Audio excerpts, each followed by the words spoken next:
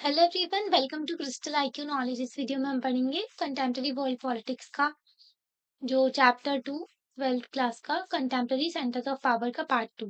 Part first में हमने European union और आसियान के बारे में कवर किया था। ठीक है, तो हमने यूरोपियन यूनियन के बारे में समझा था, फिर आसियान कंट्रीज के बारे में जाना था। ये जो 10 आसियान कंट्रीज है 1967 में इनको बनाया गया था। ठीक है, मतलब इन्होंने अपना ग्रुप क्रिएट किया था। अब हम देखेंगे rise of the Chinese economy. ठीक है, चाइना ने किस तरीके से राइज हुआ, उसकी इकोनॉमिक ग्रोथ कैसी रही। ओके, तो थर्ड मेजर जो अल्टरनेटिव सेंटर ऑफ पावर निकल के आ रहा था, जो कि हमारा पड़ोसी चाइना, ठीक है, जो कि हमारे पीछे पड़ा रहता है जब देखो। ओके, तो कार्टून में आप देख सकते हो फॉलोइंग जो पेज है सम अप करता है कि करंट मूड जो ऑल ओवर वर्ल्ड का है about the rise of the China, किस तरीके का भी मूड है जो चाइना के राइज को देख करके चाइना एक इकोनॉमिक पावर की तरह निकल के यहाँ पर दिया ना ये कार्टून, देखो ये चाइना को ये ड्रैगन से रिप्रेजेंट किया है। ठीक है, Great Wall and the dragon are two symbols most commonly associated with China. तो ग्रेट वॉल और ड्रैगन को बहुत ज्यादा जोड़ा जाता है जब चाइना की हम बात करते हैं। तो इस कार्टून को डिपिक्ट किया गया, जो चाइना का इकोनॉमिक राइज दिखाया गया है, किस तरीके से एकदम आगे बढ़ा है चाइना, है ना। तो धीरे-धीरे अपनी कंट्री को डेवलप कर लिया इसने फटाफट। तो चाइना का मतलब कि अगर देखें ना, अथॉरिटेरियन स्टेट है, सब कुछ कंट्रोल करके रखते हैं इनके लीडर्स। पर एक बात अच्छी है, अपने देश के ऊपर बहुत फोकस करते हैं ये लोग, ठीक है, डेवलपमेंट ग्रोथ पे फोकस करते हैं। वरना जब करप्ट लोग होते हैं ना, तो वो अपने ऊपर बस फोकस करते हैं, देश जाए भाड़ में। पर चाइना में एक चीज़ अच्छी है कि वो लोग अपने देश को जो आगे लेकर के चलना चाहते हैं। कहते हैं कि जब हम 100 साल अपने इंडिपेंडेंस के मनाएँगे, तो चाइना को मेजर पावर बनाना चाहते हैं ये लोग। ठीक है? चाइनाज़ इकोनॉमिक सक्सेस जो है 1978 से जो लिंक रही, ठीक है? जो ग्रेट पावर के तौर पे ये राइज़ हुआ। ओके, पावरफुल कंट्री निकल के आया। चाइना जो है फास्टेस्ट ग्रोइंग इकोनॉमी है सिंस जब से उन्होंने रिफॉर्म किया है। 1978 में ही इन्होंने रिफॉर्म शुरू किए थे। ऐसा बोला जा रहा है कि ये ओवरटेक कर देगा चाइना को भी, वर्ल्ड की लार्जेस्ट इकोनॉमी बन जाएगा 2040 तक। ठीक है, मतलब देख रहे हो आप कितनी फास्ट ग्रोथ निकल के आ रही है इसकी। ओके, मैन्युफैक्चरिंग हब भी है। तो इकोनॉमिक इंटीग्रेशन जो है रीजन के साथ में, तो मीस्ट जो ये ड्राइवर रहा ईस्ट एशियन ग्रोथ का। ओ, मतलब कि व्यापार सबसे ज्यादा चाइना किस चीज के लिए, ट्रेड मैन्युफैक्चरिंग के लिए जाना जाता है। हर चीज वहां पर बनाई जाती है। चाइना की सड़ी से सड़ी चीज हमारे देश में बिकती है, आप जानते हो ना। लोग कितना चाइनीज माल खरीदते हैं फालतू में। ठीक है, तो वो डंप कर देता है चीज़ें लाकर के हमारे देश में। तो इससे क्या होता है, ट्रेड की वज़ह से ही तो वो लोग फ्लरिश हो रहे हैं। हमारे देश में सामान बेच रहे हैं, वो लोग बना रहे हैं, उन लोगों को पैसे मिलेंगे, उनके यहाँ जॉब है, उनके यहाँ सब कुछ मिल रहा है। वो लोग सामान बना रहे हैं, वो लोग मैन्युफैक्चरिंग कर रहे हैं और हमारे यहाँ क्या कर रहे हैं, खरीद के ले आ रहे हैं घर में, है ना? तो स्ट्रेंथ ऑफ इकोनॉमी जो है वो उनकी, तो कई सारे फैक्टर्स होते हैं जो इकोनॉमी की ग्रोथ पे, इकोनॉमी की जो ग्रोथ कैसी रहेगी वो डिपेंड करती है चीज़ों पे। जैसे कि पॉपुलेशन होनी चाहिए, सिर्फ़ पॉपुलेशन काफ़ी नहीं है। जब हमारे जो वर्ल्ड के हम टॉप पॉपुलस कंट्री बन गए थे, तो चाइना हमारे ऊपर हँस रहा था।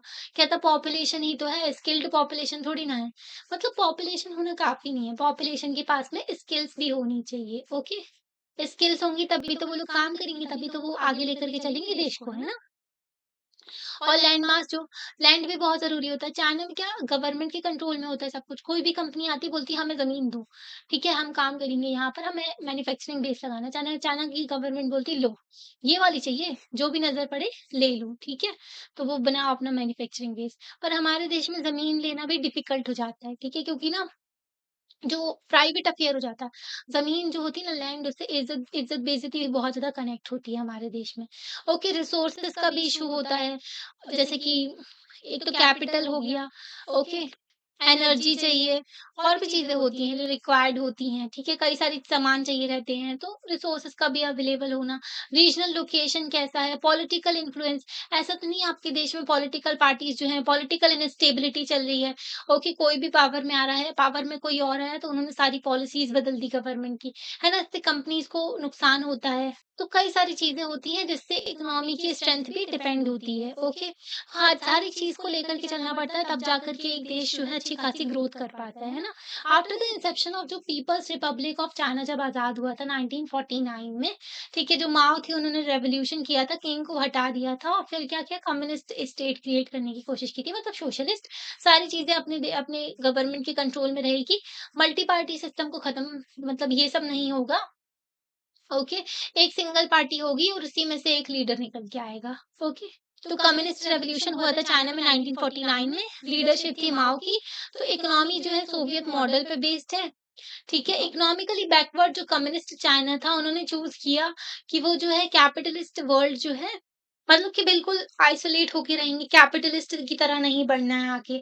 इनके पास में ना ज़्यादा चॉइस थी नहीं, कम थी, छोटी चॉइस थी कि वो जो है मतलब कि अपनी रिसोर्सेज़ पे फ़ोकस करना और सोवियत की एड एंड एडवाइस लेकर के चलना। सोवियत यूनियन जो यूएसएसआर था ना, उसकी एड एंड एडवाइस जो उनकी बातचीत उनकी बातें मानकर चलना, ठीक है? तो जो उनका मॉडल था ना, वो स्टेट ओन्ड हेवी इंडस्ट्रीज़ बनाई उन्होंने from capital accumulated from agriculture. मतलब कि एग्रीकल्चर पहले तो ना नॉर्मली इनका राइज़ हुआ। पहले इन्होंने अपना एग्रीकल्चर अच्छा खासा प्रमोट किया। एग्रीकल्चर से पैसे आए, ठीक है? फिर agriculture rural base in strong हो गया। फिर इन्होंने अपने देश में कई सारी इंडस्ट्री सेटअप की। ओके, हैवी इंडस्ट्री सेटअप की, मैन्युफैक्चरिंग बेस शुरू कर दिया। उसके बाद में जो है ये सर्विस सेक्टर में है। हमारे देश में क्या हुआ, एग्रीकल्चर से डायरेक्टली सर्विस सेक्टर पे कूद गए, मैन्युफैक्चरिंग को स्किप कर गए। मैन्युफैक्चरिंग में ही सबसे ज़्यादा जॉब मिलती है लोगों को। जब सामान बनाया जाता है ना, तो खूब सारी जॉब मिलती है लोगों को। तो इनके पास में ज़्यादा फ़ॉरेन एक्सचेंज था नहीं, अब इनको बाहर से सामान खरीदना है, टेक्नोलॉजी वग़ैरह खरीदनी है। ओके, ऐसा तो नहीं है आप बाहर से कुछ भी नहीं खरीदोगे और आपका काम चल जाएगा। ओके, तो इनको सामान खरीदना है वर्ल्ड मार्केट से, तो चाइना ने क्या किया, अपने इम्पोर्ट्स को सब्स्टिट्यूट कर दिया डोमेस्टिक गुड्स से, अपना सामान भी वो बेच रहे थे। सॉरी, इन्होंने क्या किया, जो भी उनको सामान चाहिए है ना, वो अपने देश में बनाने लगे। ठीक है? जो भी सामान जैसे कि इलेक्ट्रॉनिक की चीज़ें इम्पोर्ट कर रहे हैं, हम बाहर से खरीद के ला रहे हैं। अब हम क्या कर रहे हैं, अरे खरीद के क्यों लाना है, हम अपने देश में भी तो बना सकते हैं। तो अब बनाना शुरू कर दिया, तो जो इम्पोर्ट्स थे ना, उसको सब्स्टिट्यूट कर दिया डोमेस्टिक गुड्स से। ओके, समझे? जैसे आज के टाइम पर हम जो है, अपने इलेक्ट्रॉनिक जो चीज़ें हैं, उनको बनाने के ऊपर फ़ोकस कर रहे हैं, हमारा देश जो है, ठीक है? तो ये जो मॉडल है, इससे अलाउ हुआ कि चाइना क्या करने लगा, अपनी ही रिसोर्सेज को यूज करने लगा और इंडस्ट्रियल इकोनॉमी भी क्रिएट कर ली थी और अच्छी खासी मैन्युफैक्चरिंग भी करने लगा था चाइना। तो इनकी ग्रोथ भी हो रही थी, ऐसा पहले नहीं था, पर अब इन्होंने अच्छा खासा ले लिया था। एम्प्लॉयमेंट भी हो रहा था, लोगों को काम भी मिल रहा था, वो सामान बना रहे थे, तो है ना। अब हमारे देश में क्या होता है, हमारी इकोनॉमी 1990s में खोल दी गई। उसके पहले उतना मैन्युफैक्चरिंग पे फोकस नहीं किया गया था। लोग जो है सर्विस सेक्टर में जंप करते गए और एग्रीकल्चर में उतना जो है मैकेनाइजेशन, जो मशीन वगैरह का यूज़ करना, उतना कुछ भी नहीं किया गया। आज भी जो है लोग जो है ट्रेडिशनली चीज़ों पर डिपेंडेंट हैं। मॉनसून पे डिपेंडेंट होते हैं ज़्यादातर लोग तो, जो एग्रीकल्चर में। ओके, कई सारे लोग जो है, सूखा पड़ता है महाराष्ट्र में, बहुत सारे जो किसान होते हैं वो सुसाइड कर लेते हैं। जो बिचौलिया होते हैं वो एक्सप्लॉइट करते हैं किसानों को। तो हमारे देश में तो ये चीज़ें देखने को मिलती है। ठीक है? तो एम्प्लॉयमेंट, सोशल वेलफेयर जो है, इससे सिटीज़न्स भी खुश थे, ठीक है? चाइना जो है डेवलपिंग कंट्रीज़ से आगे चलने लगा, एजुकेट करने लगा अपने सिटीज़न्स को, अच्छी खासी हेल्थ सर्विसेज़ देने लगा, स्किल प्रोवाइड कर रहा था। तो बेसिक चीज़ थी, चाइना ने अपने ऊपर फ़ोकस किया, है ना? अपने देश के ऊपर फ़ोकस किया, अपने लोगों के ऊपर फ़ोकस किया। इकोनॉमी जो है इनकी ग्रो होने लगी, रिस्पेक्टेबल जो रेट देखें 5 टू 6% अच्छी खासी ग्रोथ रेट थी इनकी। एनुअल ग्रोथ रेट 2 टू 3% जो है पॉपुलेशन की, इकोनॉमिक ग्रोथ जो थी इनकी, और जो पॉपुलेशन का ग्रोथ हो रहा था ना, तो वो इकोनॉमिक ग्रोथ मतलब चीज़ें जितनी डिमांड बढ़ रही थी पर सप्लाई कम थी इनके यहाँ, है ना? क्योंकि पॉपुलेशन भी ग्रो हो रही थी ना। हमने तो बाद में चाइना को सरपास किया, चाइना तो पहले से ही वर्ल्ड की मोस्ट पॉपुलस कंट्री था। ओके, एग्रीकल्चर प्रोडक्शन जो है तो सफिशिएंट नहीं था, अब लोगों को खाना भी चाहिए, है ना? वैसे तो वो लोग कीड़े-मकोड़े खाते हैं ज़्यादा, है ना? पर हाँ, एग्रीकल्चर प्रोडक्शन सफिशिएंट नहीं था ताकि जो है जनरेट कर सके सरप्लस फॉर इंडस्ट्री, है ना? जब खूब सारा खाना होगा तभी लोगों का पेट भरा होगा, तभी ना दूसरा काम करेंगे वो लोग। जैसे कि हमने चैप्टर 1 में डिस्कस किया था, क्राइसिस हो गया था स्टेट कंट्रोल्ड इकोनॉमी यूएसएसआर में, है ना? स्टेट ने जो सब कुछ कंट्रोल करके रखा, तो वहाँ पर प्रॉब्लम्स भी क्रिएट हो गई थी यूएसएसआर में। सिमिलर क्राइसिस चाइना में भी हुआ था। इंडस्ट्रियल प्रोडक्शन जो है उतना ग्रो नहीं हो रहा था। ओके, चाइना में भी प्रॉब्लम आई थी। इंटरनेशनल ट्रेड जो है बहुत कम था। पर कैपिटा इनकम लोगों की कम थी, ठीक है? पर कैपिटा इनकम भी कम थी, तो लोगों के पास में पैसे ही नहीं थे।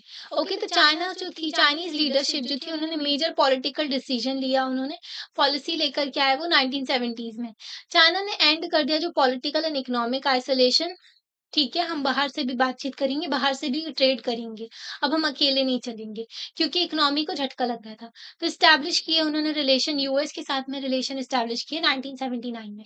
उस टाइम पर जो ज़ू एनलाही थी, उन्होंने प्रपोज़ किया 4 मॉडर्नाइज़ेशन, 4 मॉडर्न चीज़ों को लेकर के चलेंगे, मतलब मॉडर्न करेंगे इनको।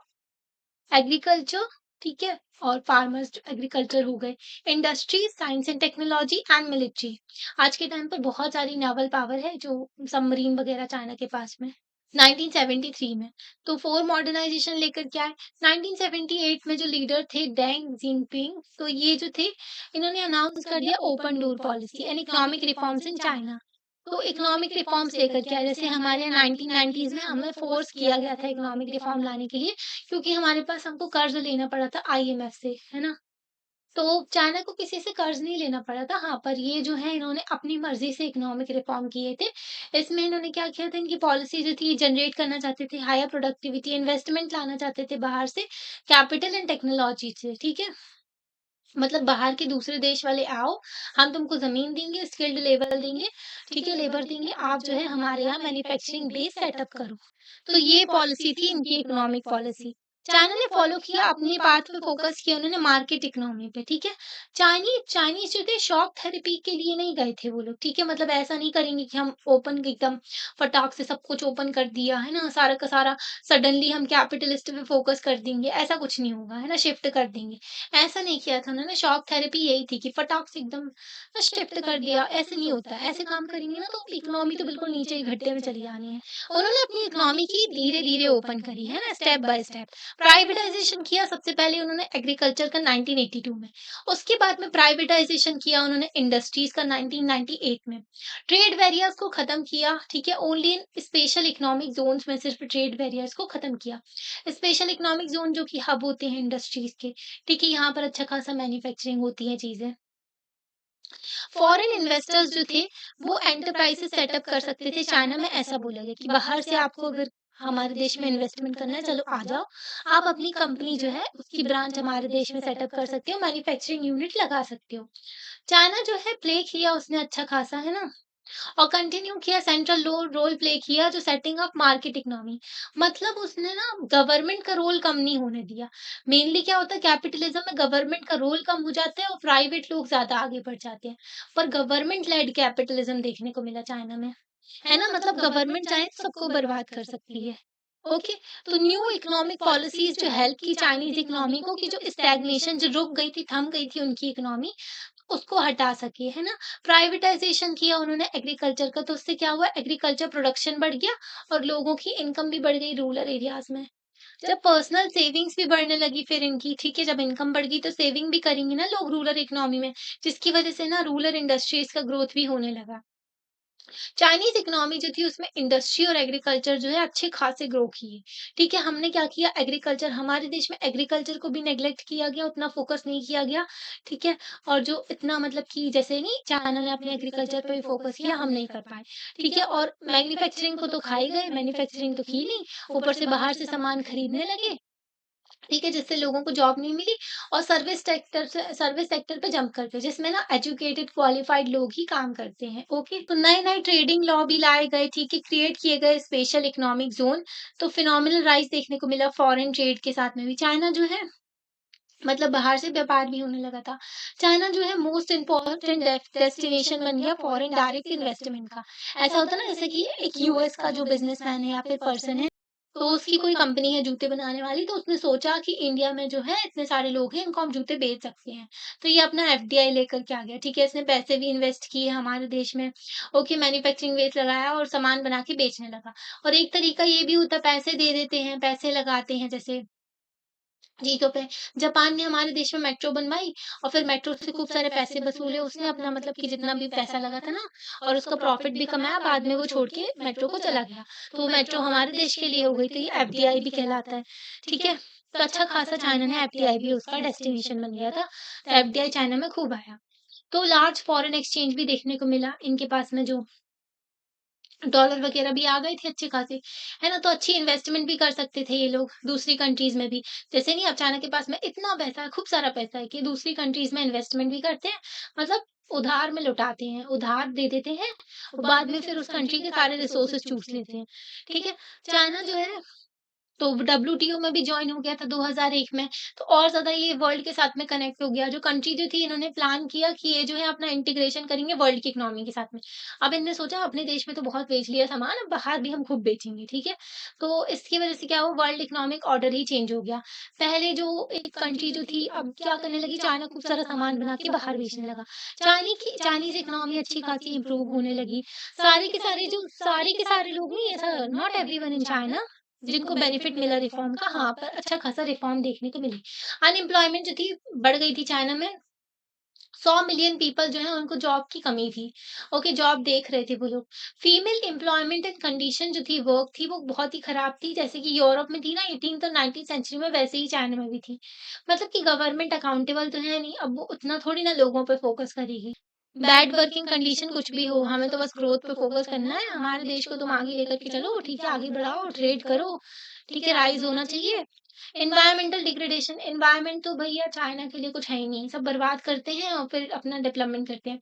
अभी देखो ना कह रहा है कि ब्रह्मपुत्र रिवर के ऊपर सबसे बड़ा वर्ल्ड का बिगेस्ट डैम बनाएगा। ओके, जिसका फ्लड का सारा मतलब सबसे ज़्यादा नुकसान इंडिया को होगा उसका, क्योंकि नॉर्थ ईस्टर्न रीजन जो है हमारा, उससे ब्रह्मपुत्र निकलती है। हुँ। तो चाइना चाहेगा तो खूब सारा जो पानी छोड़ देगा और बाढ़ वगैरह भी आ सकती है हमारे देश में फिर, है ना? तो करप्शन भी बहुत ज़्यादा देखने को मिला, ठीक है? तो इकोनॉमिक इनइक्वालिटी भी देखने को मिली अर्बन एरियाज़ और रूरल एरियाज़ में, ठीक है? कोस्टल और इनलैंड प्रोविंसेस में भी।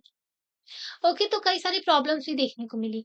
हाउएवर अगर देखें तो रीजनली एंड ग्लोबली चाइना जो है इकोनॉमिक पावर जो अच्छा खासा देखने को भी मिला इनका शेयर।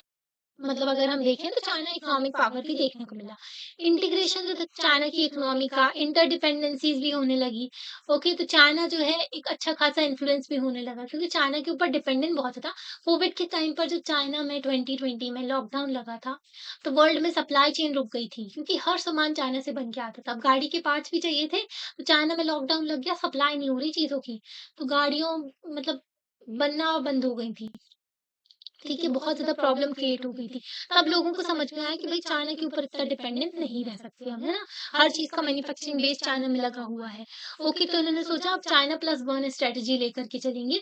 अब जो है हम दूसरे देशों में भी अपने बेस लगाएँगे। तो इंडिया भी एक अपॉर्च्युनिटी है। ये आसियान नेशन जो है, इंडोनेशिया वगैरह, वियतनाम वगैरह, ये भी हमें चैलेंज दे रहे हैं कि ठीक है, मतलब कि इंडिया के कॉम्पिटिटर भी हैं कि हमारे देश में भी आप बेस लगा सकते हो, कंपनीज़ को ऑफ़र कर रहे हैं। तो हमारे देश में, इंडिया में, वियतनाम में, तो अलग-अलग देशों में फिर ये लोग बेस बनाने लगे, है ना? कि चाइना के ऊपर बस डिपेंडेंसी ना रहे हमारी। तो जो इश्यूज़ थे जापान के साथ में, यूएस के साथ में, आसियान के साथ में, रशिया के साथ में, इनको भी कंट्रोल किया गया इकोनॉमिक चीज़ों से, मतलब व्यापार करके चीज़ों को सॉर्ट किया गया। होप है कि हम सॉल्व कर ले, मतलब चाइना को सॉल्व करना है ताइवान के साथ में, जब ताइवान को वो कैप्चर करना चाहता है पूरा, ठीक है? ताइवान भी अच्छा खासा है, मतलब चिप में अगर देखें तो डोमिनेट करता है चिप वगैरह इंडस्ट्रीज़ में, इलेक्ट्रॉनिक्स में। ओके, ताइवान जो है। तो ताइवान में डेमोक्रेसी है, चाइना में डेमोक्रेसी नहीं है। ओके? तो जो तो ताइवान जो है उसको भी थोड़ा ऑनर वगैरह दिया जाता है कि प्रोविंस के तौर पे ट्रीट किया जाता है। पर ताइवान अपने आप को कहता है कि मेनलैंड चाइना जो है वो मेरा पार्ट है। पर चाइना कहता है ताइवान मेरा पार्ट है। अब चाइना जो है बड़ा कंट्री है तो उसकी बात सब सुनते हैं। ओके, तो ताइवान के साथ में वैसे यूएस भी खड़ा रहता है कि तुम ताइवान को कैप्चर नहीं कर सकते। ओके, और जो है यूएस को चाइना कहता है कि तुम ताइवान के मुद्दे पे हमसे बोलना नहीं, ठीक है? तो फियर जो है चाइना के जो चाइना का राइस था उसको भी टैकल किया गया। आसियान इकोनॉमीज़ की स्टेबिलिटी भी देखी गई। 1997 के जो फाइनेंशियल क्राइसिस थे एशिया में, ठीक है? तो उसको भी टैकल किया गया। आसियान जो कंट्रीज़ थी उनकी मतलब इकोनॉमीज़ भी अच्छा खासा परफ़ॉर्म की बाद में। ओके, तो आउटवर्ड लुकिंग इन्वेस्टमेंट एंड जो एड पॉलिसीज़ थी लेटिन अमेरिका में, कि लेटिन अमेरिका में भी जो मतलब इनके यहाँ भी हम इन्वेस्टमेंट कर सकते हैं, चीज़ों को लेकर के चल सकते हैं, है ना? अफ्रीका में भी, तो ये सारी चीज़ें भी देखने को मिली ग्लोबल प्लेयर में, मतलब अपने आप को एक ग्लोबल प्लेयर के तौर पे निकल के आए ये लोग, है ना? डेवलपिंग इकोनॉमीज़ में भी मतलब कि चाइना जो है ना इन्वेस्टमेंट कर रहा है लेटिन अमेरिका में भी, अफ्रीका में भी। इसका इन्वेस्टमेंट पता है कैसा होता है? उधार देता है सब कुछ, खूब सारा उधार दे देगा, ठीक है? बोलेगा हम डेवलपमेंट करेंगे तुम्हारे देश में, अपने ही लोगों को ले जाएगा, अपने ही लोगों को जॉब देगा, वहाँ के लोगों का कोई ध्यान नहीं रखता है, जहाँ पर इन्वेस्टमेंट कर रहे हैं। फॉर एग्ज़ाम्पल ये जो है अफ्रीका है, यहाँ पर चाइना गया बोला कि हम तुम्हारे यहाँ खूब सारा इंफ्रास्ट्रक्चर डेवलपमेंट करेंगे, तुम हमसे पैसे लो, ठीक है? तो ये करने लगा इंफ्रास्ट्रक्चर डेवलपमेंट। और जो इंफ्रास्ट्रक्चर डेवलपमेंट में लोग लगेंगे ना, वो चाइनीज़ लोगों को ही लेकर के आएगा, ठीक है? अपने ही लोगों को कॉन्ट्रैक्ट देगा, तो इस देश का एनवायरनमेंट बर्बाद करेगा, ठीक है? यहाँ पर डेवलपमेंट करेगा, फिर बोलेगा कि हमारा कर्ज़ा चुकाओ, कर्ज़ा नहीं चुका पाते तो बोलते अपने देश के रिसोर्सेज़ दे दो, ठीक है? तो ये चीज़ें चलती है, लैटिन अमेरिका, अफ्रीका में भी कई सारे जो इसने सारा पैसा वगैरह बाँटा, ठीक है? तो ग्लोबल प्लेयर निकल के आया ये। ओके, तो इम्पोर्टेंट रोल है आज भी। चाइना इंडिया के रिलेशंस देखें अगर हम, तो ग्रेट पावर देखने को मिलती है एशिया में, चाइना एंड इंडिया दोनों ही। ओके, तो वेस्टर्न इंपीरियलिज्म के बाद में अगर देखें, सॉरी उसके पहले ही, तो वेस्टर्न इंपीरियलिज्म मतलब वेस्ट के जो अंग्रेज हमारे देश में आने के पहले ही हमारे यहाँ जो अच्छे खासे जो रूलर्स थे, हमारे यहाँ जो नहीं बुद्धिज्म भी था, तो उस टाइम पर जो है इत्सिंग, हुइंगसांग और कई सारे जो बुद्धिस्ट टूरिस्ट भी हमारे यहाँ आए थे इंडिया से। ओके, तो हमारे रिलेशन थे, ऐसा नहीं था, ठीक है? चाइना का अच्छा खासा इन्फ्लुएंस भी है, कंट्रोल है पेरिफेरी में। ओके, बॉर्डर डिस्प्यूट्स भी जो border based unique tributary system भी है। मतलब कई जैसे कि इंडस की बात करें, इंडस जो है ओरिजिनेट होती है तिब्बत से और हमारे देश में आती है और फिर जाकर के सीधा पूरा इंडस रिवर सिस्टम बनता है। ओके, तो ये भी कह सकते हो ब्रह्मपुत्रा यारलंग ज़ेंगपो कहते हैं तिब्बत से ओरिजिनेट होती है, फिर हमारे देश में अरुणाचल प्रदेश में एंटर करती है, उसको कहते हैं दिहांग, फिर उसके बाद में असम में एंटर करती है, उसको कहते हैं ब्रह्मपुत्रा। ठीक है, तो ये जो ट्रिब्यूटरी वगैरह वाटर सिस्टम भी देखने को मिलता है। ओके, तो कुछ ना हिस्ट्री की बात करें तो डायनेस्टिक रूल भी रहा है मंगोलिया, कोरिया, इंडो चाइना के पार्ट में भी और तिब्बत में भी, तो चाइना की अथॉरिटी को एक्सेप्ट भी किया है। कई सारे किंगडम्स, एम्पायर्स जो इंडिया के थे, उन्होंने भी अपनी एक्सटेंड की थी इन्फ्लुएंस अपने बॉर्डर्स के आसपास भी, ठीक है, चीज़ों को कंट्रोल किया था। दोनों केसेस में देखें तो इन्फ्लुएंस रहा है पॉलिटिकल, इकोनॉमिक एंड कल्चरल जो हमारी जो रिलेशनशिप रही है चाइना के साथ में। ओके, रीजन जो है यहाँ पर इंडिया, चाइना जो है एक्सरसाइज़ करते हैं अपना इन्फ्लुएंस वगैरह, ठीक है? पर चाइना ना मतलब एक्सपेंशनिस्ट फॉरेन पॉलिसी है उसकी, हर चीज़ को कैप्चर करते हैं, दूसरे के एरिया को कब्ज़ा करना, ये सब भी है इनका। Okay, limited political and cultural interaction उतना नहीं है हमारा। ओके, क्योंकि ना इश्यूज़ भी देखने को मिले हैं। इसकी वजह से उतना हम फ़ैमिलियर भी नहीं है और ये इसकी हरकतें भी खराब है ना, जैसे अरुणाचल प्रदेश को, हमारा अरुणाचल प्रदेश जो हमारे देश का हिस्सा है, ठीक है? तो उसको क्लेम करता है फ्री में, है ना?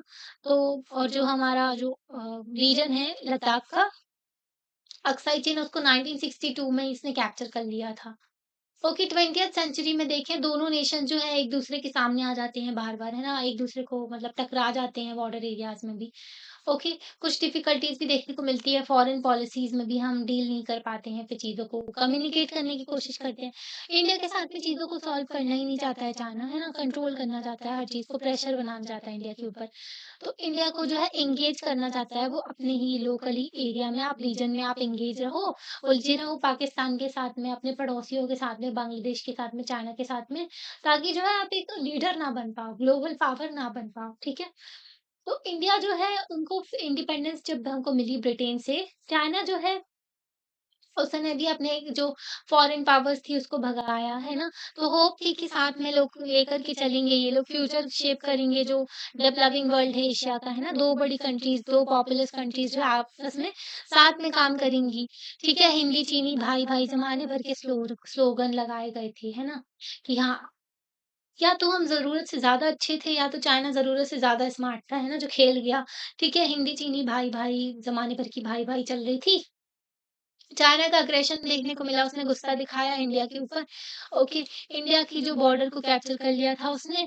सून आफ्टर इंडिपेंडेंस के बाद में ही दोनों स्टेट जो थे इन्वॉल्व थे, डिफरेंसेस थे हमारे जो चाइनीज़ लोग, चाइनीज़ ने क्या किया था, चाइना सबसे पहले तो तिब्बत को कैप्चर किया।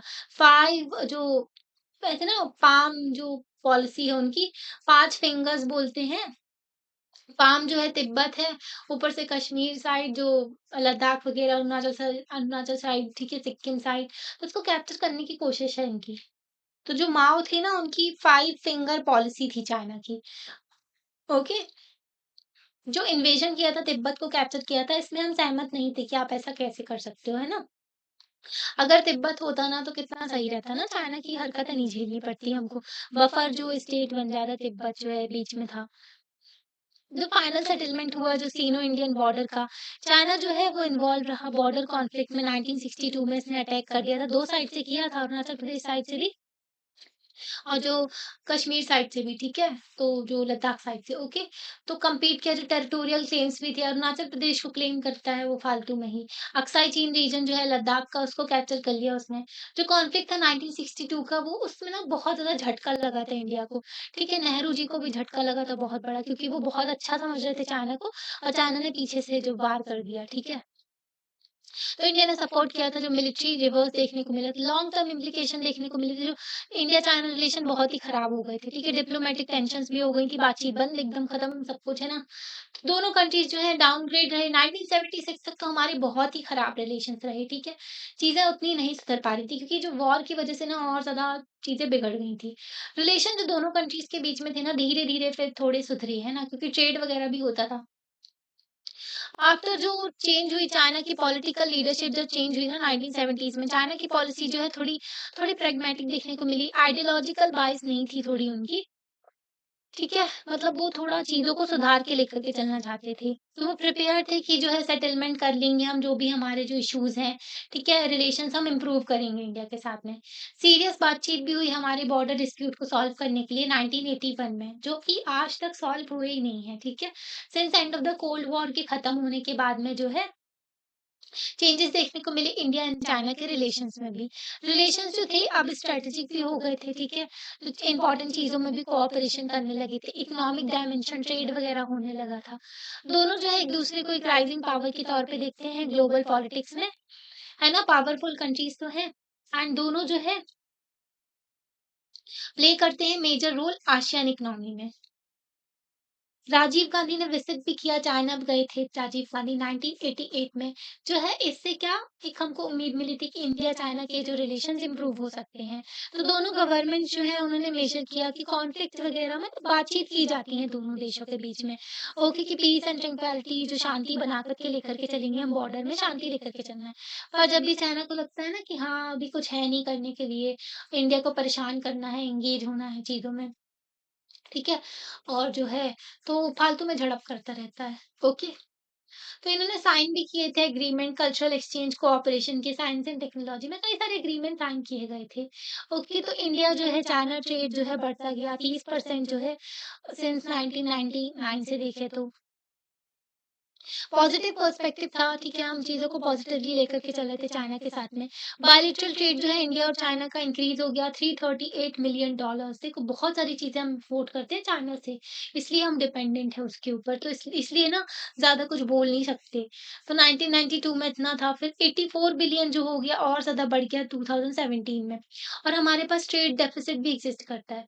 एक होता है ट्रेड सरप्लस और एक होता है ट्रेड डेफिसिट।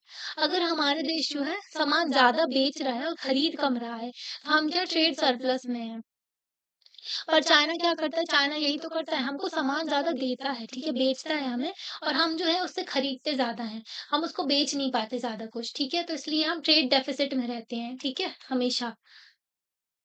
ओके, तो कंट्रीज जो है कोऑपरेट करेंगी एरियाज में, ठीक है? कॉन्फ्लिक्ट वगैरह है उनको सॉल्व करेंगे। एनर्जी डील्स भी की गई। ग्लोबल लेवल पे इंडिया और चाइना जो है उन्होंने अडॉप्ट की similar policies. International economic institution WTO में भी कोऑपरेट किया। ओके, डब्ल्यूटीओ हो गया, संघाई कॉर्पोरेशन ऑर्गेनाइजेशन हो गया, ब्रिक्स हो गया, तो इन सब जो ग्रुपिंग है इनमें इंडिया चाइना पार्ट है। ओके, इंडिया ने न्यूक्लियर टेस्ट कंडक्ट किया था 1998 में, तो जस्टिफाई किया गया था on the grounds of China threat. तो हमने बोला था कि भई हमें न्यूक्लियर पावर होना ज़रूरी है, क्योंकि एक तरफ तो चाइना है जो कि अटैक किया था हमारे ऊपर 1962 में भी, है ना? और पाकिस्तान है एक तरफ जो टेररिस्ट स्टेट बैठा हुआ है, तो इन दोनों को टैकल करने के लिए हमको ज़रूरी है न्यूक्लियर पावर होना, क्योंकि चाइना के पास में न्यूक्लियर बॉम्ब था, है ना? कि वो हमारे ऊपर अटैक कर सकता है, तो हम डर के रहना पड़ता है, इसलिए हमारे पास भी होना ज़रूरी है। तो हमने जस्टिफाई किया था कि हमें खतरा है चाइना से। ओके, तो ये सही है कि चाइना जो है देखने को मिलता है, चाइना ना पाकिस्तान को बहुत सारी चीज़ें सप्लाई करता है। चाइना जो है बहुत सारे हथियार देता है पाकिस्तान को। वो ना इंडिया के खिलाफ पाकिस्तान को यूज़ करना चाहता है। अगर इंडिया को परेशान करना है, इंडिया को चीज़ों में उलझाना है, तो बस पाकिस्तान को ट्रिगर कर दो। ठीक है, पाकिस्तान अटैक करना, टेररिस्ट भेजना शुरू कर देगा। और चाइना ने भी पाकिस्तान को हेल्प किया है न्यूक्लियर प्रोग्राम बनाने में भी, ठीक है? मतलब न्यूक्लियर जो जो बॉम्ब जो सॉरी वेपन वगैरह। तो ये भी सही है कि उन्होंने कंट्रीब्यूट किया है इसमें, है ना? चाइना की जो मिलिट्री है उनके रिलेशंस भी हैं बांग्लादेश के साथ में, म्यांमार के साथ में भी। तो ये जो है थोड़े ना अनफ्रेंडली होते हैं इंडियन इंटरेस्ट में साउथ एशिया में। अगर हमारे पड़ोसियों के ऊपर चाइना का इन्फ्लुएंस ज़्यादा है, तो वो चाइना की तरफ हो जाएँगे, है ना? चाइना की तरफ बोलेंगे, तो उससे हमारी टेंशन बढ़ जाती है। ओके, तो ये जो इश्यूज़ हैं मतलब तो इनकी वजह से कॉन्फ्लिक्ट तो नहीं होगा, पर एक साइन देखने को मिलता है कि जो हम चीज़ों को सॉल्व कर सकते हैं बाउंड्री क्वेश्चंस को विदाउट इंटरप्शन, तो मिलिट्री टू मिलिट्री कोऑपरेशन भी इंक्रीज हो रहा है। इंडिया चाइना जो लीडर्स हैं वो ऑफिशियल विजिट भी रही बीजिंग में एंड न्यू दिल्ली में भी बीजिंग जो विजिट रही इनकी। ओके, मतलब ये लोग विजिट भी किए जो लीडर्स थे, फॉरेन मिनिस्टर्स भी आए थे उनके। ठीक है? तो दोनों साइड जो हैं अब फ़ैमिलियर हो रही हैं, एक-दूसरे को जान रही हैं। ट्रांसपोर्टेशन, कम्युनिकेशन लिंक बढ़ा रहे हैं, कॉमन इकोनॉमिक इंटरेस्ट है। ग्लोबल कंसर्न में हेल्प कर रहे हैं कि हम positive and economic sound relationship establish कर सकें, मतलब अच्छे से कोऑपरेट करके चलें। ठीक है? क्योंकि two of most of the वो जो 2 मोस्ट पॉपुलस कंट्री हैं वर्ल्ड की हम। रिसेंटली जो रिलेशन जो थे दोनों कंट्रीज़ के, उसमें डाउन साइड भी देखने को मिला, ठीक है? डाउन हो गए थे बहुत ज़्यादा। बॉर्डर डिस्प्यूट जो चाइना-पाकिस्तान इकोनॉमिक कॉरिडोर है, क्या है कि हमारा जो एरिया है ना, तो ये जो हमारा नॉर्थ वाला पोर्शन है ना, तो ये पाक ऑक्यूपाइड एरिया है, ठीक है? तो चाइना पाकिस्तान ये वाला अक्षय चिन्ह जो है ये कंट्रोल करके रखा है 1962 में चाइना ने, ठीक है? और यहाँ पर सक्सकाम वैली है, जिसको पाकिस्तान ने गिफ्ट कर दिया चाइना को, जो कि हमारा एरिया है। और जो ये पाक ऑक्यूपाइड कश्मीर है, यहाँ से ना जो जो चाइना पाकिस्तान इकोनॉमिक कॉरिडोर निकलता है, जो कि अरेबियन सी से कनेक्ट होता है, जो कि हमारी परमिशन के बिना बनाया जा रहा है, जो कि हमारा एरिया है ना? तो ये चीज़ें भी हैं। चाइना सपोर्ट करता है पाकिस्तान को यूएन में भी इंडिया के अगेंस्ट में, ठीक है? टेररिज़्म का अगर कोई भी मुद्दा उठाया जाता है, तो उसमें चाइना पाकिस्तान को सपोर्ट करता है, ठीक है?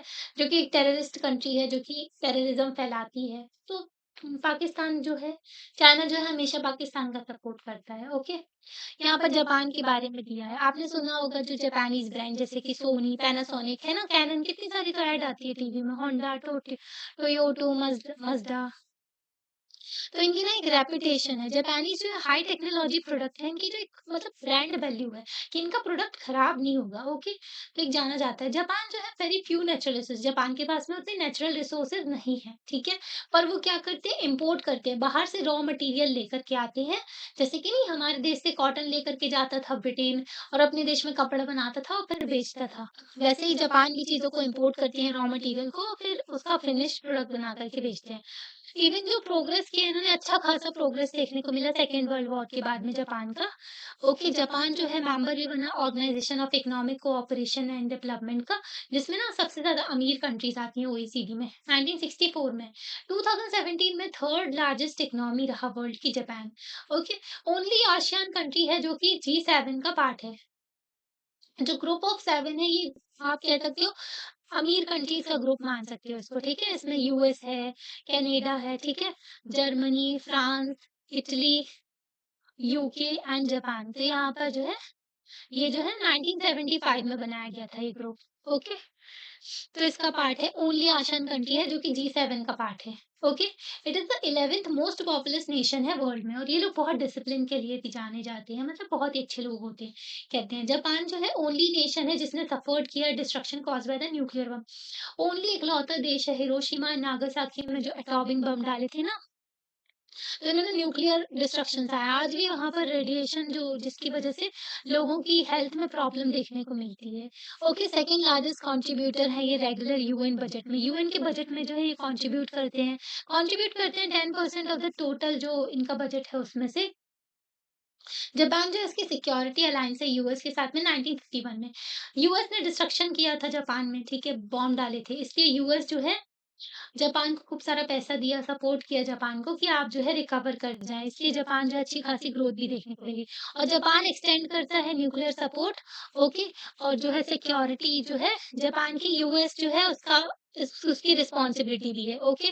तो 1951 से सिक्योरिटी अलायंस है। मतलब जापान के ऊपर कोई भी अटैक करता है ना, तो यूएस उसका साथ देगा, ओके?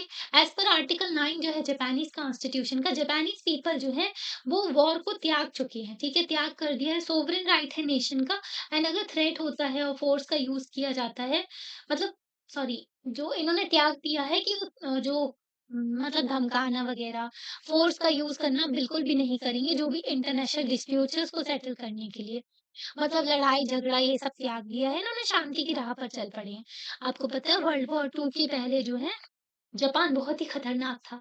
मतलब लोगों की नाक पे दम कर दिया था। एशियन कंट्रीज़ जो साउथ ईस्ट एशियन नेशन है, वहाँ पर कॉलोनीज़ ही बना कर के रखी थी।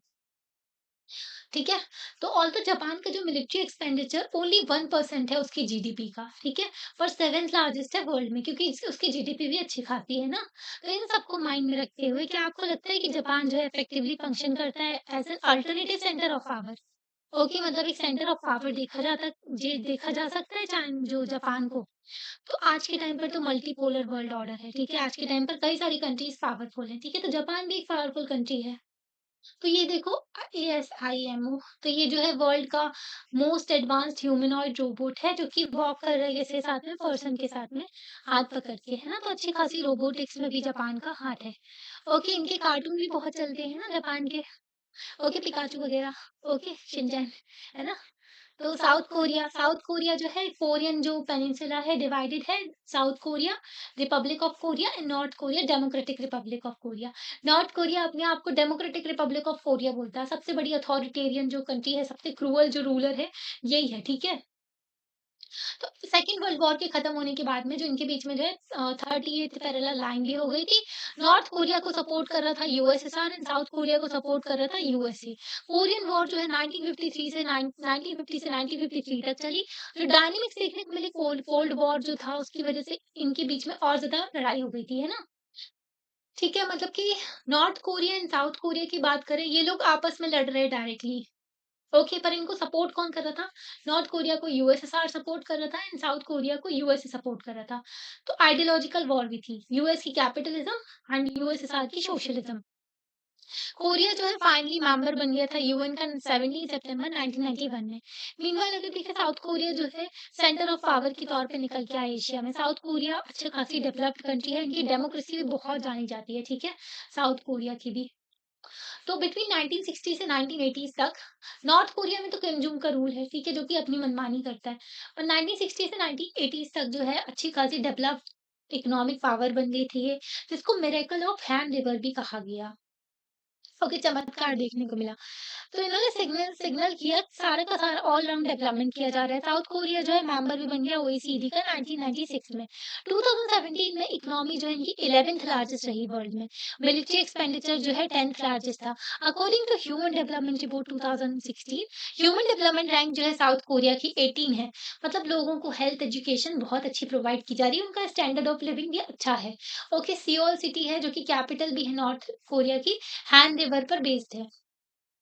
ओके, तो द मेजर फैक्टर जो रिस्पॉन्सिबल है इसके ह्यूमन डेवलपमेंट, जो इतना अच्छा खासा ह्यूमन का डेवलपमेंट हो रहा है, क्या है? Successful land reform. इन्होंने लैंड रिफॉर्म अच्छे से किए। जो रूरल एरियाज हैं, जो गांव वाले एरियाज थे, उसको डेवलप डेवलप किया। इन्होंने ह्यूमन रिसोर्स के ऊपर जो है अच्छा खासा पैसा खर्च किया। रैपिड इकोनॉमिक ग्रोथ भी रही इनके ऊपर। हेल्थ एजुकेशन स्किल डेवलपमेंट पे फोकस किया। अदर फैक्टर जैसे कि एक्सपोर्ट की चीजों को बेचा है ना, तो लोगों को जॉब मिली उनके देश में, उन्होंने मैन्युफैक्चरिंग की। स्ट्रॉन्ग रिडिस्ट्रीब्यूशन पॉलिसीज़ भी थी। पब्लिक इंफ्रास्ट्रक्चर डेवलपमेंट किया अच्छा खासा, है ना? इफेक्टिव इंस्टीट्यूशन एंड गवर्नेंस भी देखने को मिलते हैं।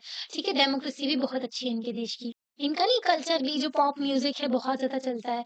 साउथ कोरियन जो ब्रांड है जैसे कि सैमसंग हो गया, एलजी हो गया, इनके लिए तो भाई जाना जाता है ये ब्रांड, है ना? कि इनकी क्वालिटी के लिए जाने जाते हैं ये ब्रांड। हुंडई हो गया, तो ये अच्छे खासे जाने-माने ब्रांड हैं इंडिया में। ओके, तो कई सारे एग्रीमेंट भी हैं इंडिया एंड साउथ कोरिया के साथ में हमारे। कल्चर एंड कमर्शियल जो ट्राइब्स भी हैं, ठीक है? ट्राइब भी है, मतलब हमारे रिलेशंस भी हैं, कल्चर से भी कनेक्टेड हैं हम, सिस्टर सिटी भी हमारी है, ठीक है? मतलब कई सारे रिलेशंस हैं हमारे साउथ कोरिया के साथ में, और ट्रेड वगैरह भी करते हैं। ओके, तो आप मेजर एग्रीमेंट्स वगैरह सर्च करके देख सकते हो। मिनिस्ट्री ऑफ एक्सटर्नल अफेयर की वेबसाइट पे भी सब कुछ मिल जाता है। ओके, दूसरे देशों के रिलेशंस के साथ में जो भी रहता है। यहाँ पर हुआ चैप्टर कंप्लीट। आपको कैसा लगा? आप वीडियो लाइक करके बता सकते हो, आप चैनल को सब्सक्राइब कर सकते हो, अपने फ्रेंड्स के साथ में शेयर कर सकते हो। हमने इस चैप्टर में कई सारी चीज़ें पढ़ी है ना, फर्स्ट चैप्टर में तो हमने वर्ल्ड वॉर के बारे में पढ़ा था। सॉरी, वर्ल्ड वॉर नहीं, कोल्ड वॉर। कोल्ड वॉर की वजह से जो यूएसए एंड यूएसएसआर जो क्रिएट हुए थे ना, सॉरी क्रिएट नहीं हुए थे, मतलब आपस में नहीं लड़ रहे थे।